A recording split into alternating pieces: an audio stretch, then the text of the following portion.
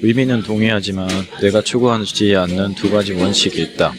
젊어 고생은 사서도 한다. 성공은 맨 땅의 헤딩으로 이루어진다. 젊어서 고생해서 그 경험을 바탕으로 성공한 사람도 분명히 있다. 하지만 그건 모든 시도의 1%의 가능성도 되지 않는다. 보통의 경우 고생은 그 사람의 모든 것을 망쳐버린다.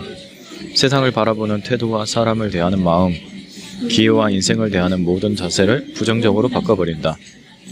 대부분의 경우 최악의 고생은 최악의 인생을 만들 뿐이다. 고생은 최대한 하지 않고 지나가는 게 좋다. 그래서 사색이 필요하다. 세상이 원하는 100가지 방법을 모두 사용하면서 고생하기보다는 내게 맞는 단 하나의 방법을 발견해서 거기에 모든 것을 쏟아부는 게 좋다. 그런 사람은 결국 맨 땅에 헤딩을 하며 사는 삶에서 벗어날 수 있다. 맨 땅에 헤딩을 하며 무언가를 얻어나간다는 것은 매우 괴로운 일이다. 삶이라는 머리에서 피가 철철 흐르는데 그걸 성공이라고 부를 수 있을까? 게다가 그런 성공과 성취는 마찬가지로 그 사람을 망칠 뿐이다. 인간은 자신의 때를 제대로 파악하기 힘들다. 그래서 내가 자주 사용한 방법은 자주 떠나는 것이다. 이게 바로 나의 길이다 라는 생각이 들면 바로 떠났다. 그래서 대학 4년 때 아무런 미련도 두지 않고 자퇴를 해서 글쓰기만을 위한 3년을 보내며 하고 싶은 일에 충실한 일상을 보냈다.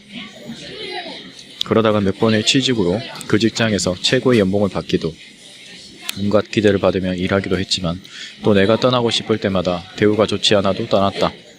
연봉이 30% 정도 줄었지만 하고 싶은 것을 위해 떠났다.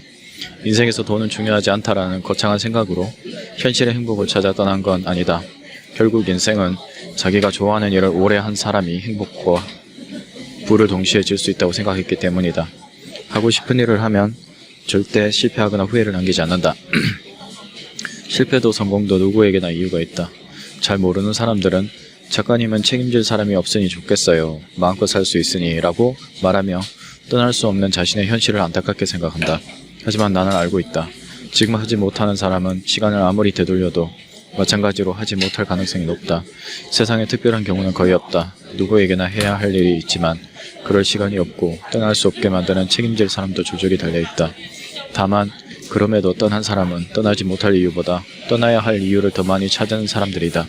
또한 내가 여기에서 말하는 핵심은 가족을 떠나라는 게 아니라 익숙한 그대의 자리에서 떠나라는 것이다. 자신만 있으면 떠날 수 있다.